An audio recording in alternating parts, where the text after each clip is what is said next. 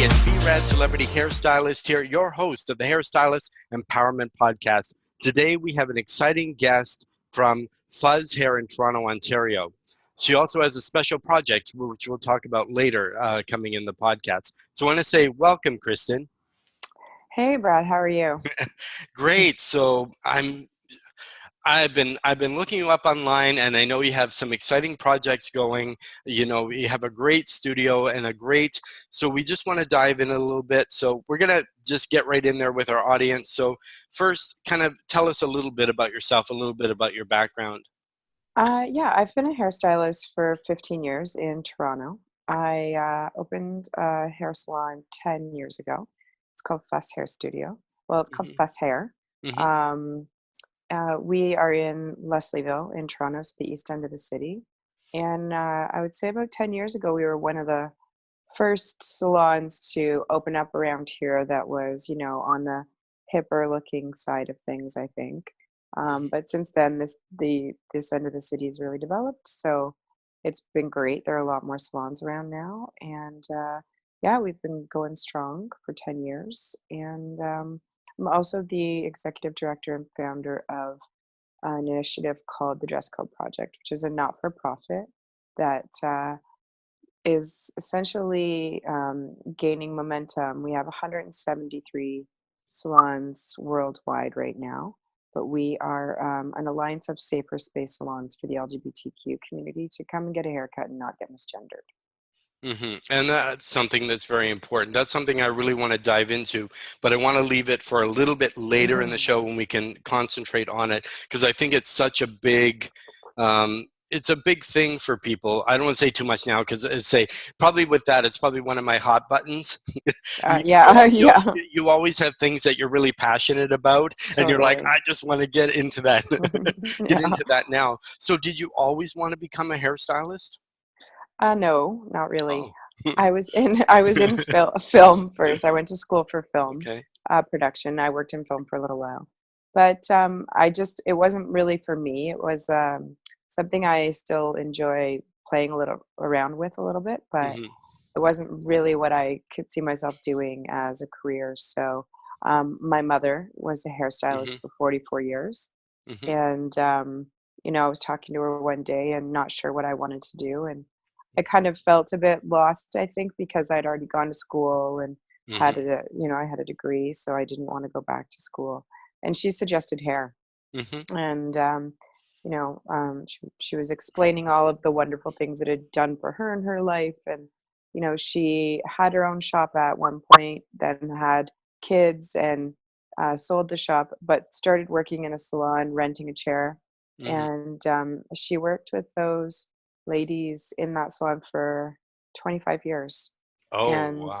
yeah, and they all became good friends. And Mm-hmm. this was in Dundas, Ontario. And Okay. yeah, and so I just saw that she had had a good life from it. She was still able to have an interesting day where it wasn't always the same thing.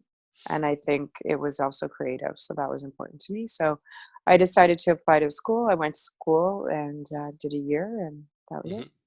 Wow. Yeah. So it's similar to my story. It's funny. We're both hairstylists now, but we both didn't want to do hair at the beginning. Because Yes. myself, it's similar. I was doing a lot of theater and film. So I figured, Oh, okay. because if I couldn't, the only reason I took hair was if I couldn't get my foot in the door, at least if I did hair, that would help me get a foot in the door. So if I couldn't get on stage or working on film, then I could just do hair and still work on sets, which I actually did. I did like some movies, some videos, some things Oh, like that. nice. So I did a few years of that as a performer, and then same. I went my first year and said, okay, I've gone to school for a year. I'll do it at least a year, and then I Yeah. did 5 years, and then and then I started doing a lot of competition and stage, and Oh, then nice. became a platform artist, and then became a celebrity stylist, and then and now I educate all across Canada, the U.S., and I still do film, television, video, all that kind of Oh, stuff. So, nice. but it's funny how the career, kind of goes, that you don't realize that, oh, well, maybe this is something that I can do to change people's lives, to be so much better. So now you say you're a salon owner. So what was the decision that kind of said, hey, I'm a stylist now. I kind of want to have my own business and be, an entrepreneur. Well, I think that I sort of had that in my DNA. Hmm. Both my parents owned their own businesses, and I worked for both of them on and off. Hmm. And I think I saw them do that. I think I saw that they could have a nice life doing that. And I also think I really just didn't want to work for someone else. Hmm. Yeah, I think that probably always ends up being the reason, isn't it? Yes, of But course. yeah, I just thought there were a lot of things because I had gone to school and then gone to school again for hair. So, Hmm. I wasn't coming out of high school and doing this. Hmm. Um, so I think there were just a lot of things in my, you know, career Hmm. that I saw I could do better as a boss, I thought. And Yes. to be honest with you, initially, I wasn't even thinking of being a boss, but I just thought if I ever did, get the opportunity to be a boss, there were a lot of things I could do differently and Hmm. hopefully better for the environment, like the environment around me. Hmm. Yeah. So do you have any views on, so now as an owner, so now there's a lot of places popping up. First started in the US, but now they're coming to Canada.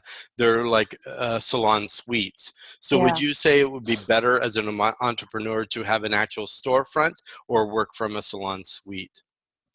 Well, I think that maybe if you are an established stylist that's been in the industry for a little while and you're able to stay in the area that you've built up your clientele, that the salon suites are maybe not a bad idea. Hmm. I think that if you're someone that wanted to be, in control of your own life and you wanted to Hmm. be your own boss without having to have employees, then a salon suite could be a great way to go.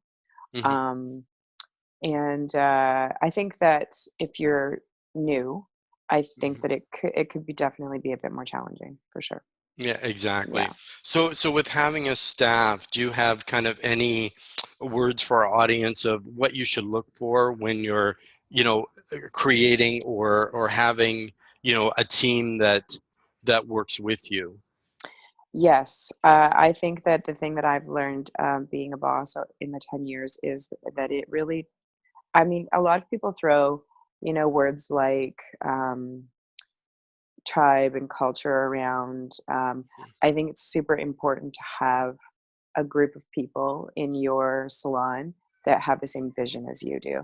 So Hmm. whether that will share that vision and be true to that vision, but also, with that vision, I think comes communication and Hmm. respect, and it goes both ways. Hmm.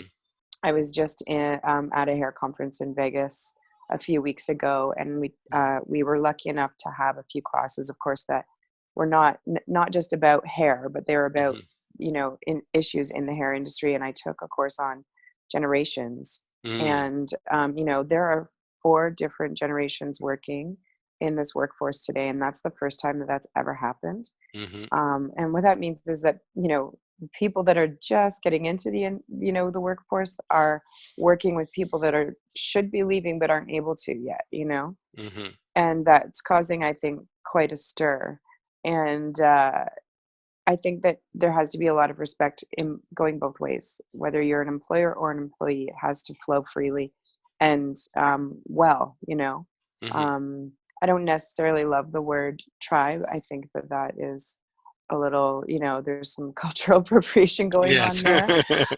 It's not a word that I would use, No. but I've heard it a lot. Hmm. So whether you use that word or your crew or your family, Hmm. whatever you want to call it, I think that you all need to be on the same page. I always say, when I'm looking at hiring people, Hmm. I can help you with your skills. If your skills are fine, but they need a little Hmm. refining, we can do that. But if you're a jerk, I can't change that, No, that's you right. know?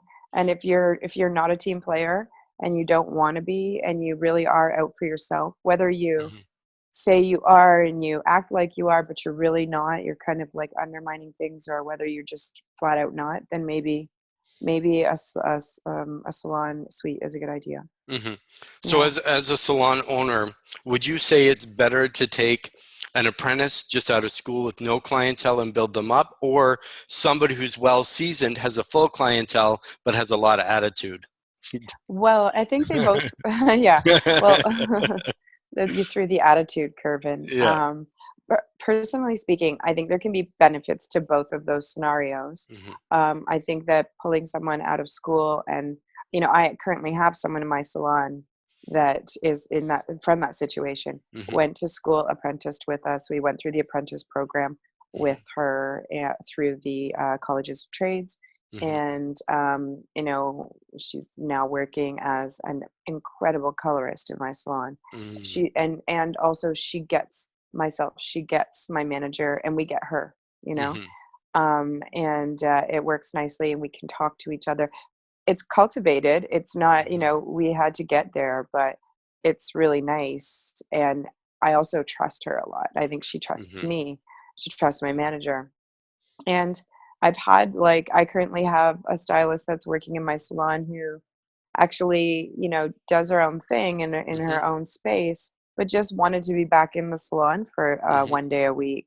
Yeah. And so we have an arrangement. It works Hmm. beautifully. She's Hmm. a wonderful stylist, has a Hmm. great attitude. Clients love Yeah. her.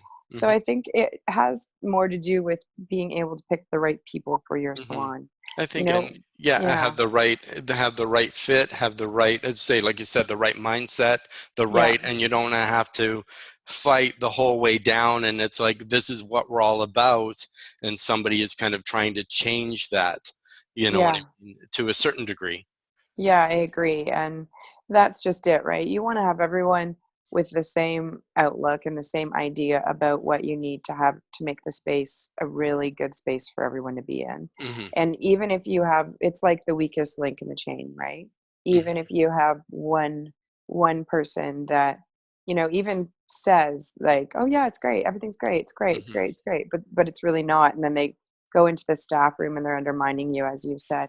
That's Yeah. not gonna work, and it will eventually come out, because if there's Hmm. one thing we know about, you know, the hair industry can Yeah. turn into reality TV quite quickly, Oh, exactly, and exactly. you'll find out. So, yeah. Hmm.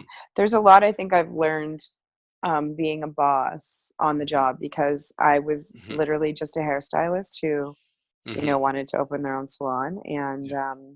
you learn a lot on the job, and then, of course, through education, Hmm. you know, which I think is also incredibly important. So, Yeah, and that's the thing, because at least for you, you were lucky enough to have people in your family that were doing yeah, hair. So you saw a little bit of, and I think that's the biggest thing for owners now. We all go to school, we all train, but then a lot of people are opening up their own salons with no business education. And you find that most owners tend to be more artistic minded than business minded. So they're great at doing the clients, they're just not great at running yes, the I business agree. part, you Yeah, know. I totally agree. Yeah, So, and I think yeah. that's the business thing. So for you, how important is education for you?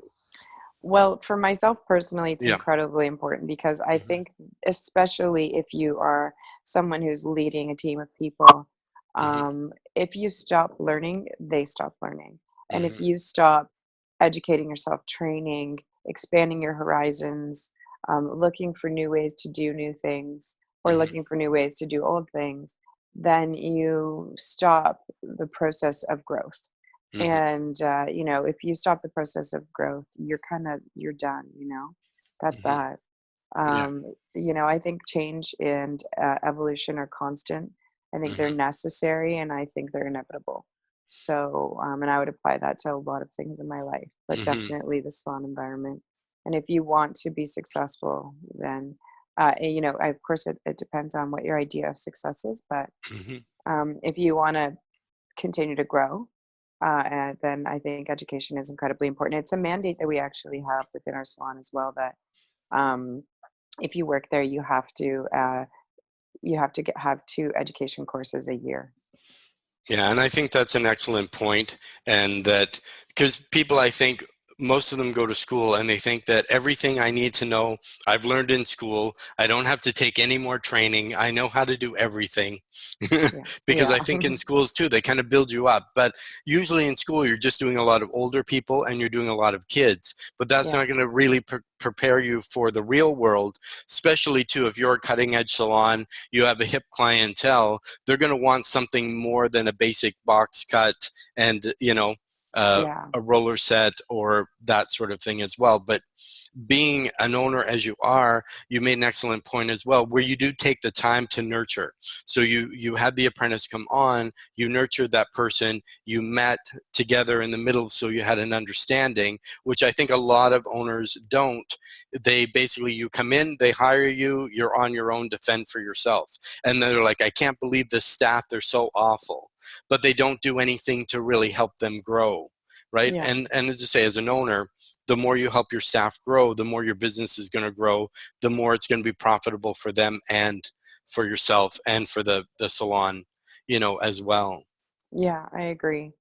Yeah, I think, you can be the kind of boss that just blames everything, or you can take responsibility for things. And, I think that I've, learned a lot of things. I'm constantly learning. I will never know everything there is to know. And every time I think I know something, I find 10 things out about that something that I didn't know before. Yes. Yeah. Um, for me in my space, what tends to work is communication, constantly being in touch with each other. I mean, we're a one salon space, and Hmm. um, we all work on the same floor together.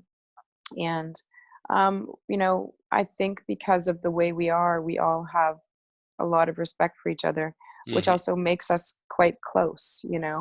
And I think that I don't even think that my employees would let me get away with just being like, okay, I've hired you all, now go do your thing. Like, they hold Hmm. me accountable every single day. Yes. And I'm pretty lucky for that. So, Hmm. yeah.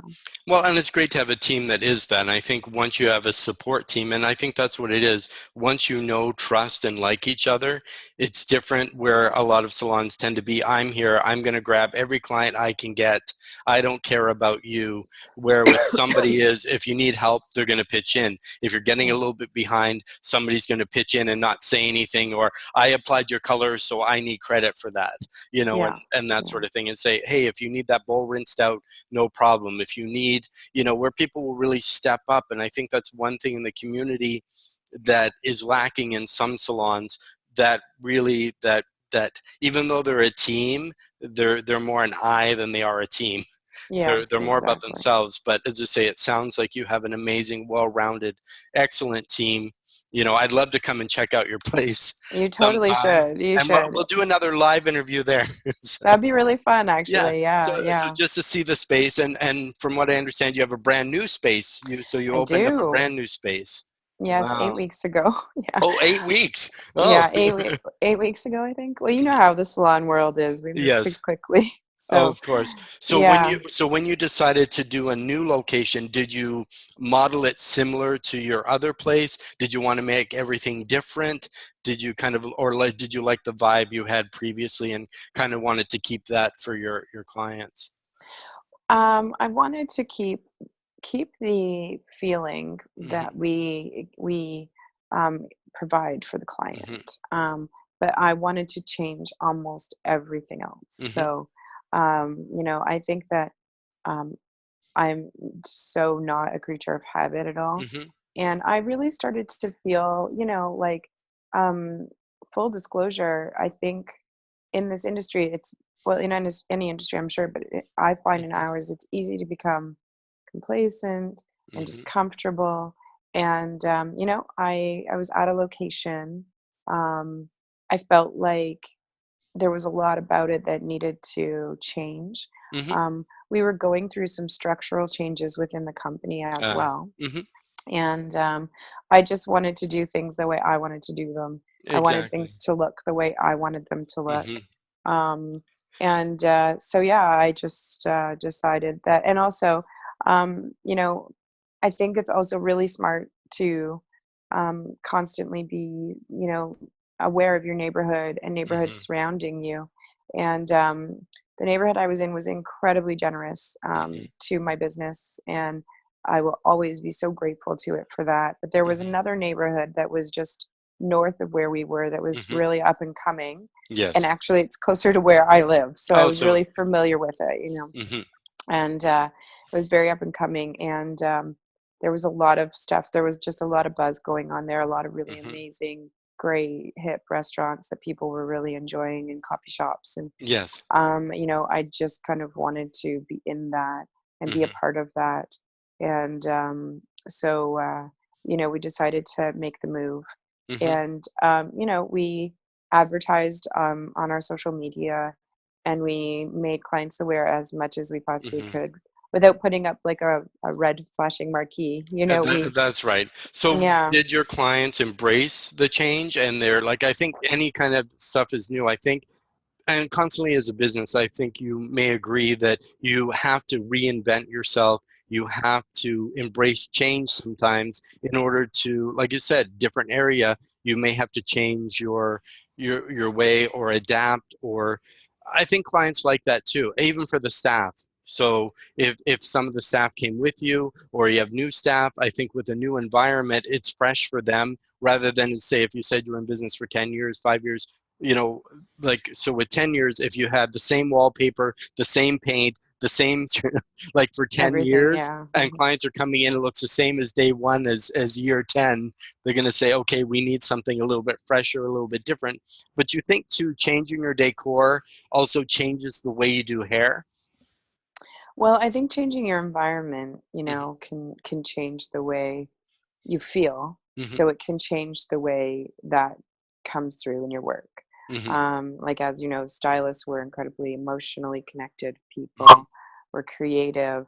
Hmm. And I'm sure that everyone, has been told when you get on the floor, you're almost like putting on an act in a sense, Hmm. right? You have to be there for the client. You have to leave your stuff at Hmm. the door. Exactly. But all of that being said, we are human, and I'm sure there are days where, like myself, a lot of people are Hmm. not feeling well or just having Hmm. a bad day, and that can definitely come through in your work. But if you Hmm. have an environment that you really enjoy going into every day, it Hmm. can certainly, change it. And I wanted this environment to be, different than the last one, and reflect me a little bit more, and reflect what I thought was important, and what I see as a Hmm. style and design. And I was also looking for functionality Hmm. and just technical aspects as well. Did a lot of research on what kind of light bulbs we should be using in the hair Hmm. salon as hairstylists to Yes. reflect true color. Hmm. And I have a very, I would say, Scandinavian minimalist Hmm. base of the look, where a lot of Yes. things actually were custom created. Hmm. And then I also kind of like the fun side of me, I guess, also did what I call like Miami Beach circa 1980s slash birdcage. Oh, that's amazing. Like, Yeah, so it's kind of fun. yeah, So and it's I a think, little uplifting. Like, mhm, we are currently coming into our the last bit of sunlight. yes, As you can tell, I'm very dramatic about that. hmm, So I was like, we need to have like a really bright kind of feel in this salon so that we can make it through hmm. the winter. Well, and that really makes a big difference because a lot of people have, sat or like seasonal disorder. So when it Hmm. gets dark, and obviously too, because our time is changing soon. And for Yeah. me, this is a better time zone. I'm a early morning person anyway, Okay. so I don't necessarily need that extra hour. I just find by the time the end of the day comes, it's like I have to go that extra hour to go through. But having it bright and Right. sunny in the salon, I think really makes a big difference as far as the clients. Was it difficult having the clients move from your old location to the new location? Well, as I said, we really gave them a lot of notice. We Hmm. told them exactly where it was going to be. We everywhere on our social media, our emails that would be confirmations that go to the clients when they make their appointments. Hmm. So they were all very aware of it. Hmm. And to be honest with you, because of how, where we're located, Hmm. we're on Queen Street, Yes. where our location was. Hmm. Um, as you know, in the East End, below that is just kind of like film studios and Hmm. car dealerships. Yes. But the further north you go, the more concentrated it gets with Hmm. residential areas. So Hmm. a lot of our clients were like, "Oh, you're actually going to be closer." So Oh, so it worked out um, better for them. it worked out nicely. And Yeah. then, of course, we are in such a concentrated area now with clientele, or Hmm. rather with residents, that Hmm. we are seeing new clients. every week. So it's really Yeah. great. Well, which is nice too, and I think too it brings a new energy to the salon. Doing some different, even though you love your clients, it's still nice to do some new people that can experience your work, and people say, "Wow, I really love this. You guys are really, amazing at what you do." So you kind of Yeah. open up and expand a little bit. Or as I say, what we're gonna get into next is with your. So one question before we jump into the project is, Hmm. who would you say your base avatar is, the type of clientele that you tend to attract? We have an incredibly diverse clientele. We always have. Um, Again, the east end of the city 10 years ago Hmm. was this area where folks were migrating to because the other places that they were living were getting busy, Hmm. and they were also getting expensive. Yes. And so if you were in that, generation where you were looking to purchase a home as or some sort of family, Hmm. then you were kind of beholden to the prices that were happening in that area. So people started to really migrate east. Hmm. And so we had this really diverse and interesting clientele of people that had lived in the East End for, Hmm. 20 plus years, and then folks that were coming from downtown and other places, and then just incredibly diverse communities as well. Like the East End is completely rich with, like, you know I'm in the middle of East Chinatown and the India Bazaar, and Oh, so okay. this Oh, I know really, the area you're in. Yes. yeah, this really rich Yeah. cultural Hmm. experience. It's just like this fusion going on and has Hmm. been for a while. And then you had, folks from the LGBTQ community that were Hmm. moving out here as well. Yes. And so we had a lot of different people. And, Hmm. the one thing I think that people knew right away was that about us, that we were Hmm. like a really diverse space where you could come. We had our rainbow flag up on the front. Hmm. We had a dog sticker that meant you could bring your animals in. Like, Oh, we okay. were kind of like Yeah. whatever you want sort of thing. Hmm. So, Yeah. yeah, so it was really good that way. So our clients again are still really diverse. Hmm. Um, and then of course even more diverse in the last year with the birth of the project. So, Hmm. Yeah, yeah. which we're gonna jump into right now. So perfect segue. So with the dress code project, so kind of tell me how the idea was conceived, or did something spark to say, hey, we need to create something to, you know, address this? It was a bit of both. Hmm. Again, being queer myself, Hmm. having the rainbow flag on the window, Hmm. we had a lot of that of clientele within the community. And one Hmm. day I was doing a transgender woman's hair, Hmm. and the next day she tweeted that that was the first time she'd had a haircut and felt like a woman. Hmm. And so it was a pretty amazing moment in that spectrum of feeling like you made someone feel really good about themselves Hmm. because you did their hair the way they like it. Yes. And then it was followed by this incredibly almost anxiety ridden realization that this is happening in our salon with a Hmm. community that I identify with. Hmm. And it was a little disappointing.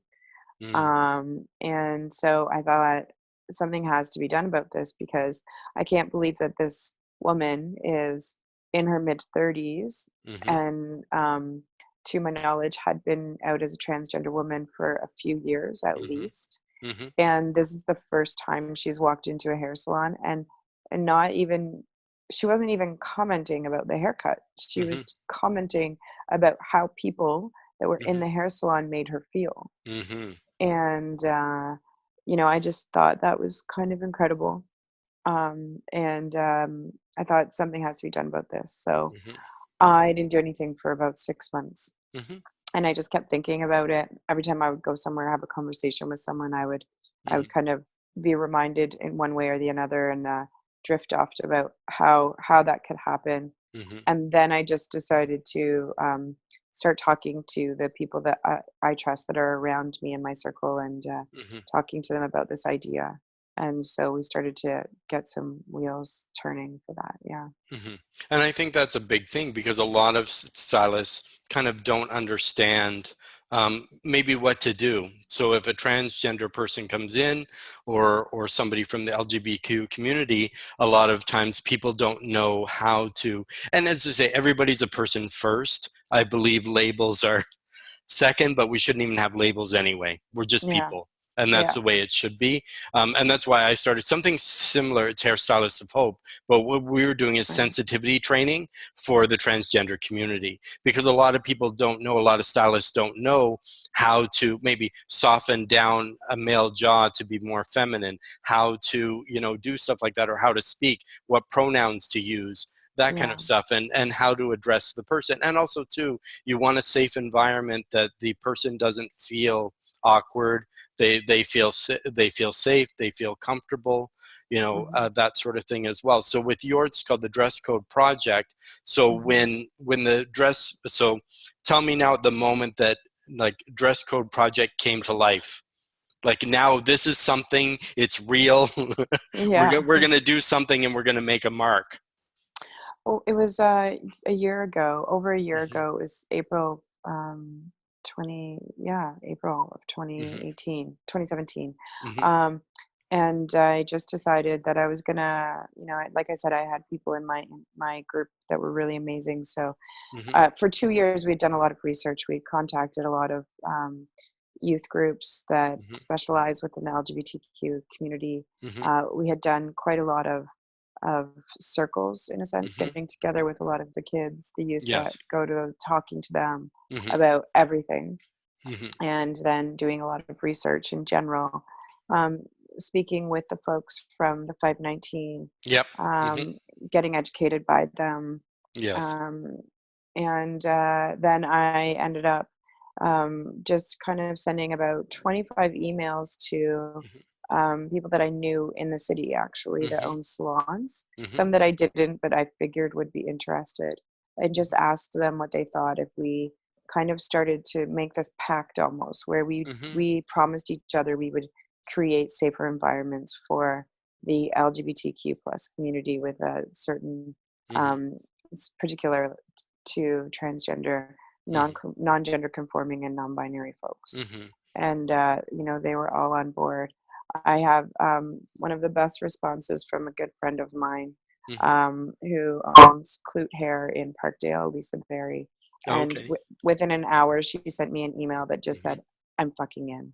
You know, Awesome. yeah, and it was incredible, and I think that was, a little reassurance there, because you never know how Hmm. people are going to react when you kind of do something that's out of the Hmm. ordinary, Yeah. and you also never know how people are going to react when you try to Yeah. change their industry, their daily. Yeah, but I think sometimes you have to be a disruptor and you have to kind of change stuff. And obviously, too, you had a thought, and a lot of people were on the same page as you, but they Hmm. hadn't really done anything about it. But now you're a pioneer and you're creating something that now could be implemented into the system, right? Where Yeah. now there's now more places offered. So if I were to come into a salon, would I recognize, do you have some type of decal, or so I would know that this shop is okay to go in? Yeah, yeah, we have a safer space salon sticker. It's a Hmm. little window decal, Hmm. and yeah, it just goes in the front of the salon, like the same place you would put any sticker, like a rainbow sticker or Hmm. anything at all, or Yeah. near your company logo. Yeah. And that if you're walking by and you see that Hmm. you may not recognize it right away as what it is, but it definitely, like, Hmm.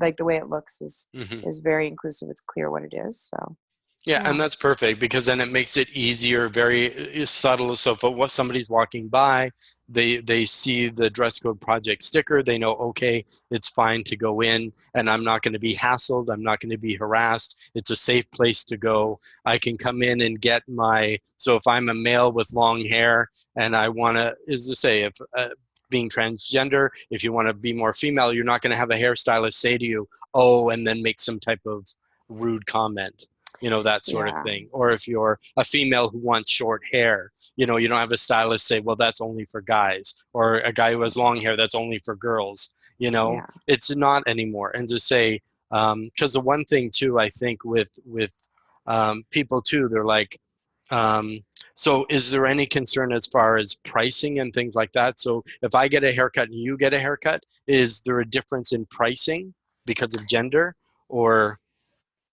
Yeah. So, a couple of the mandates that we have when we ask Hmm. people to join, what will happen is people will send us emails saying they want to Hmm. join, Hmm. and then we talk to them a little bit about what it means. So, first of all, anyone that works in the salon has to be part of the LGBTQ community or an Hmm. ally to the Okay. community. Hmm. Secondly, you have to have gender nonconforming Hmm. or non-gendered washrooms Yes. so that anyone can use them and that Hmm. it's clear that anyone can use them.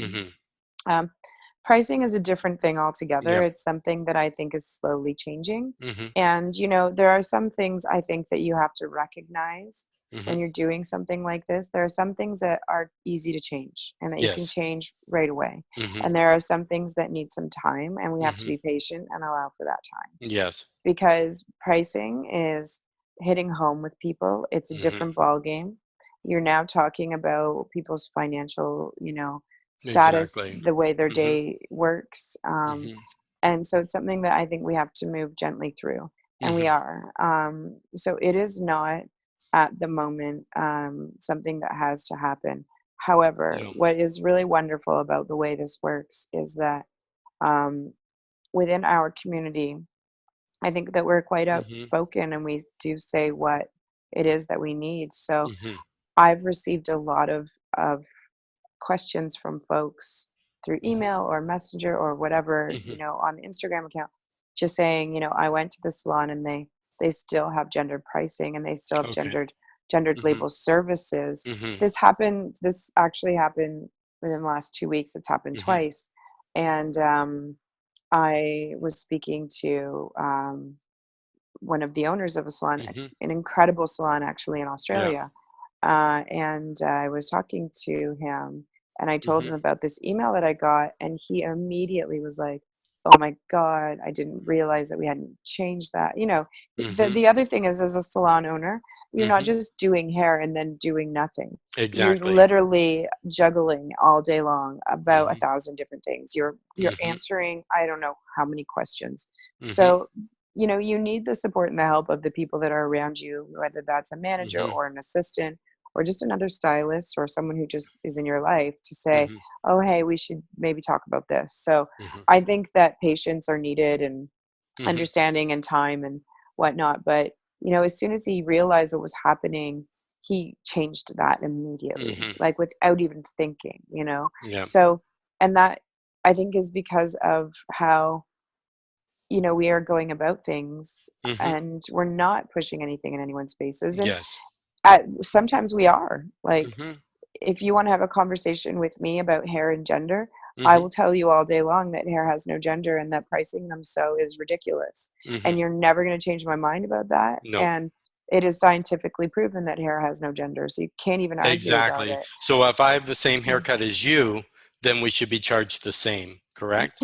Exactly. It You know shouldn't what I matter. mean? So it shouldn't make a difference. You know what I Yeah. mean? Hair is hair, the cut is the cut. Or because, males usually get a lower price, females get a higher price. I understand sometimes why they say it. Females take more. You're doing more texturing work. You're softening the lines. You're doing this. But as I say, if you just want a straight haircut, I just need a regular haircut. You know what I mean? And it should be. Or if my hair is long, I used to have hair down past my waist. So Hmm. obviously, if I walk in and a person with short hair walks in, it's going to take a different amount of time with the Yeah. result, right? Yeah. And I also, the way things are going these days, diversity is huge. Mm-hmm. And I think that within the millennials, Mm-hmm. I think it was 57% or something like that. I can't remember the Oh, exact wow. number now. Mm-hmm. There was a high percent of people who identify Mm-hmm. solely as completely heterosexual. Mm-hmm. The new generation, the current generation, Mm-hmm. Gen Zs, Yes. 48% Mm-hmm. identify. They're asked the exact same question. Mm-hmm. 48% identify as completely heterosexual. Mm-hmm. What that tells to me is that gender is shifting and gender Mm-hmm. is fluid. Yes. We're not getting rid of males and females. What No. we're saying is that there's more than two genders. Mm-hmm. And as such, we have to recognize that in everything that we do. Mm-hmm.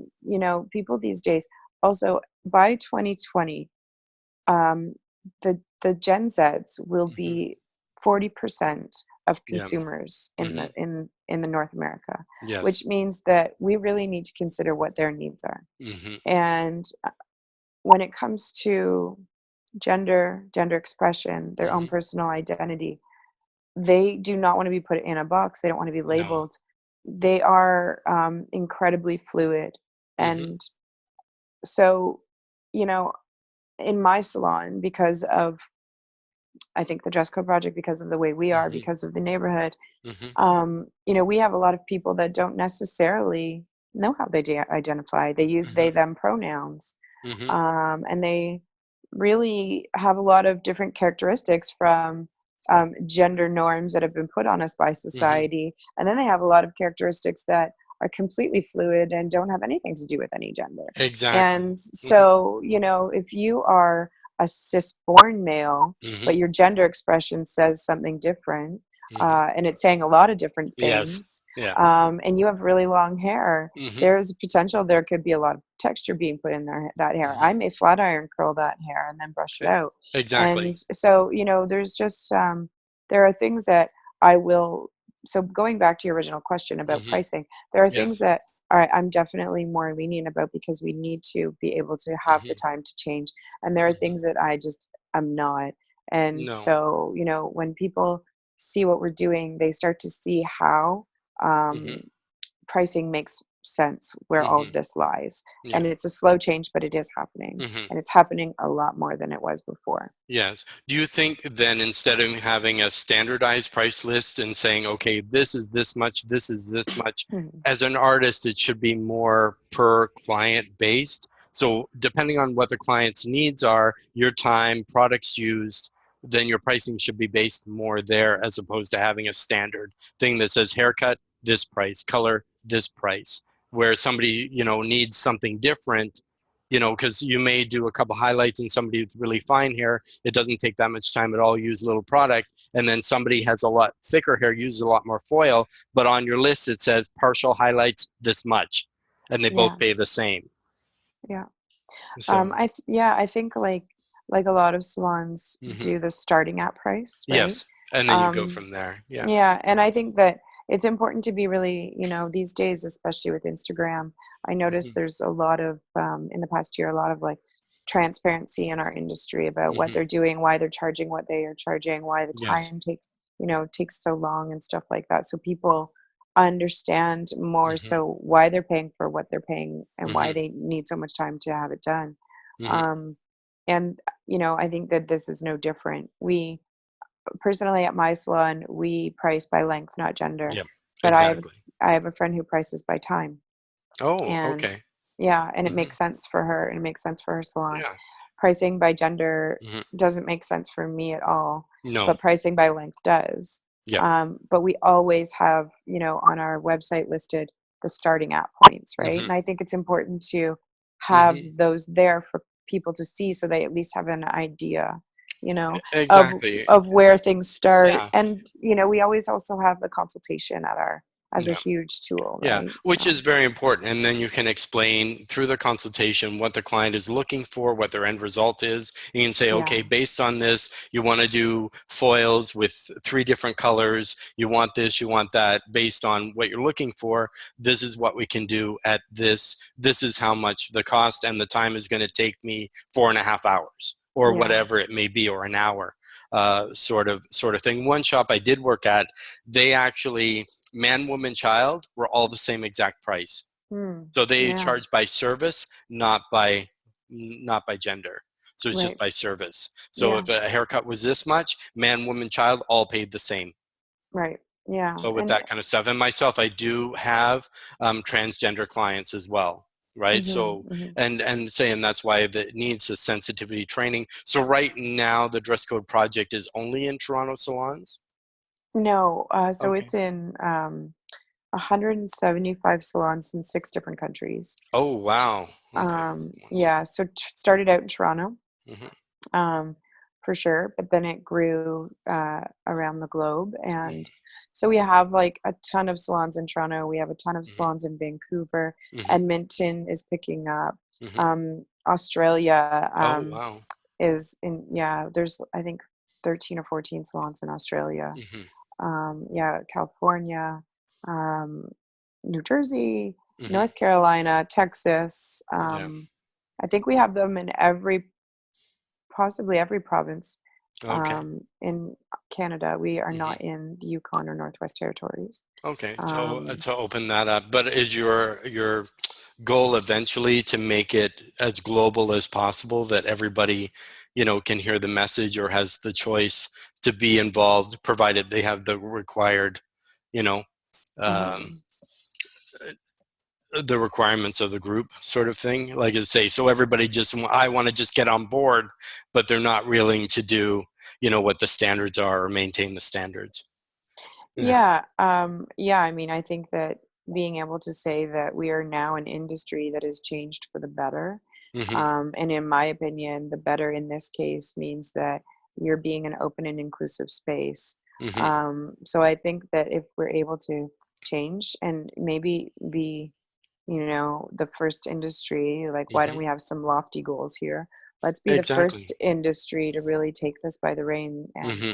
and say, we're going to eliminate discrimination in our Hmm. industry where gender is concerned, where, gender expression and identity are concerned. And maybe that will, show precedence for other industries. Maybe that will also start, for anything Hmm. else that is experiencing discrimination in our industry. Like the LGBTQ community is an Hmm. incredibly diverse community within Hmm. itself. It's Yeah. its own little ecosystem in a sense, and Hmm. there are so many different, you know, people and intersections in Hmm. our community, and that's, I think, what makes it so interesting and beautiful. Hmm. And if we can apply all of that to hair and have people recognize that, Hmm. then I think they'll see, it will only make the industry better. Because I just don't personally, as a salon owner, Hmm. this is what I don't understand, is why you would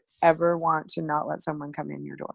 Hmm. It blows my Exactly. mind. And just say, no, I don't want your money. I don't want your business. I don't want, and then complain they're not Totally. busy. Yeah. Yeah, I just don't get it. Yeah. But I don't know. No, Maybe I but think but differently. but yeah, education is key, and I think your message needs to get out there, and I think our audience would love to hear it. But one project I am doing is the Flip Your Wig Summit at Sea. So it's a cruise on Symphony of the Seas on Royal, which is an LGBTQ friendly cruise line. So Mhm. we're going to do something on the 12th to 19th of October 2019, where we're Mm, going to have hairstylists from all around the world. I'm sure they would love to hear your message if the time works out for you. I'd like to right. invite you on. The main Thank you. show is Hairspray. How Oh, perfect. Yeah. totally. So Yeah. lots of wigs, lots of fun, lots of Yeah. everything. So that's a as say if anybody wants to check it out, you can go to Facebook, www.facebook.com/summit at sea, and you guys can kind of look at there. But if people want to follow you or Mhm. your studio, where's the best place to get like what's your Instagram handles or some Yeah. places if people want to contact you about the project or just about the salon or message you personally, where's the best place to get a hold of you? Yeah, so in terms of Fuss, Hmm. so our website is fusshairstudio.com. Hmm. And our Instagram handle is fusshair_to. Hmm. And yeah, we're doing hair every single day. You're open So 7 days a week. well, so uh, every single day of the Every day you're of open. the working week. Yeah. I think we Okay. do hair in our sleep, though, don't we? With Probably. social media these days, Yeah, yeah, you're all thinking. yeah. So if someone was interested also being part of the dress code project, Hmm. what's the best way to contact you for that? Or do you also have something on Instagram or Facebook they can follow?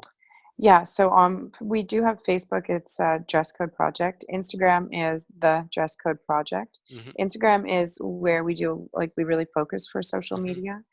So that's where you'll get a lot of information. And Hmm. we also have an email address. Hmm. It's dresscodeproject2016 at gmail.com. If people have questions, they can email us there. Hmm. And our website is huge for us. It's Hmm. dresscodeproject.com because the website actually acts as a directory.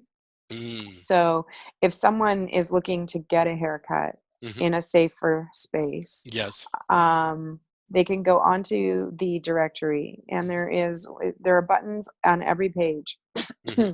that say "Find a Salon." Yes. And if you hit that button and you put in your postal code or your zip code, Hmm. and it will bring up via a map, but also a location list. It'll bring up salons that are closest to you, that Hmm. are all registered Dress Code Project salons. And for salons that want to join, Hmm. very similarly, you go onto the website, dresscodeproject.com, Hmm. and you click join us Yes. and fill out a form that just is about your information. So your salon name, your name, your phone number, stuff like Hmm. that. And you can write a note, Hmm. and we will email you back with information, and we go for there. Oh, that's perfect. Wow, Hmm. wow. It's been an hour already. Wow. I'm Thank surprised. It just flew right by. Like, it's been so amazing chatting with you. I'm sure that the you. audience will love this episode of the Thank you. Hairstylist Empowerment Podcast. A lot of great information. And so, as I say, definitely look Kristin up if you're in the Toronto area. And then it's say if you want to go in, you want to check her out. If you want to be part of the Dress Code Project, make sure to look her up as well.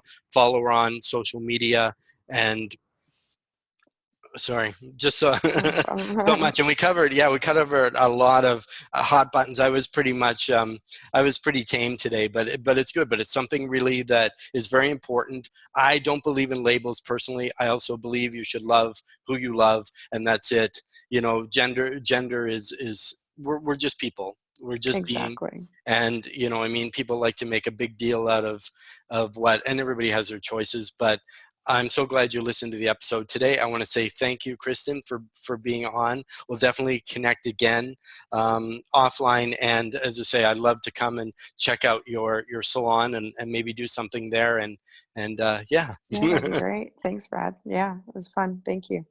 So thank you, everybody, for listening, and we'll catch you next time.